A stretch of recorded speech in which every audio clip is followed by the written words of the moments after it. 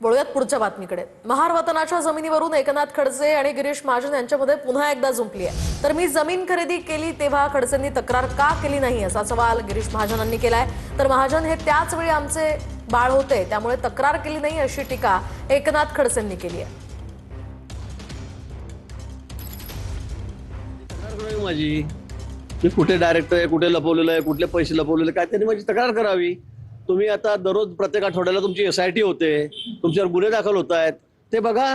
लोकांच्या जमिनी खाऊन चाललेत, महारवताच्या जमिनी खाऊन चाललेत, हायवेमध्ये जमिनी लगेच विकत घेतात कार्यकर्त्याच्या जमिनी, तिथे झाडं लावतायत, त्यात पैसे मागतायत। भोसरीच्या जमिनीमध्ये तर तुमचं काय चाललंय तुम्हाला माहिती आहे। 7-8 गुन्ह्यामध्ये ते अडकलेले आहेत। रॉयल्टी 136 कोटी रुपये तुम्हाला दंड झालेला रॉयल्टी चोरीमध्ये। आपण आपलं बघा ना। माझ्याविषयी तुम्हाला काही शंका असेल तर तुम्ही तक्रार करा निवडणूक आयोगाकडे।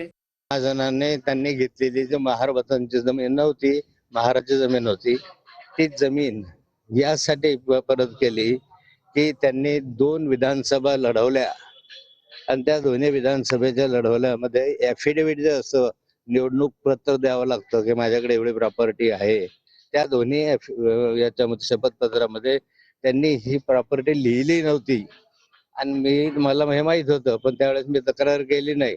जर त्याची तक्रार केली असती की ह्यांनी आपली प्रॉपर्टी लपवली तर त्यांचं आमदारकी रद्द झाली असती कदाचित।